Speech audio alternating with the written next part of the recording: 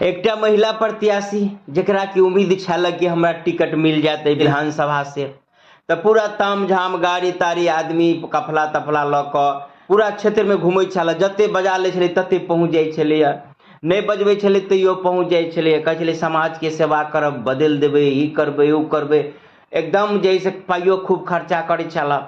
लेकिन अंतोगतवा ई भेलै कि हुनका टिकट नहीं मिललै। अब टिकट नहीं मिललै तो ओकरा जरे जरे जते घूमे वाला छलै गाड़ी वाला ड्राइवर और आदमी सब, या फिर ओकर जे मेन मंशी छल पछा पछा पछा घूमे वाला मेन चमचा कहियो, से सब एक जगह जड़ भऽ कऽ बतियाइत रहे। तो टिकट नहीं मिलल तो सब विधवेल है, आपस में बतिया रहा है। तो गाड़ी वाला ड्राइवर सब कहे हमरा सबके कथी खेनाइ पिनाइ मिलबे करै छलैया, नाश्ता खाना सब आ रोज मिलबे करै छलैया, हमर गाड़ी के भाड़ा मिलबे करै छै, तो हमरा कोन घाटा है टिकट मिलो नहीं मिलो।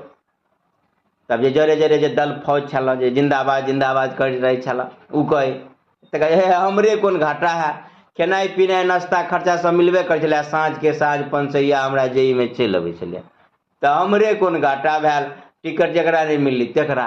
मेन चमचा रहे जे पूरा इंतजाम करे, जतऽ जे व्यवस्था रहे सब करे, उ चमचा जैसे कटु मुस्कान के साथ कह रहे तो हमरे कोन घाटा है, जते खर्चा में हम पाई लै छलिए ओहि के आधा खर्चा करे छलिए, आधा जेबी में धरी छलिए।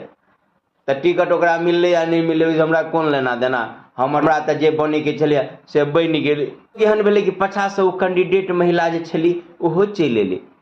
आब ई सब तो चकुआ गेल, तो महिला कैंडिडेट पछाड़ी से सब बात सुन लेने रहे।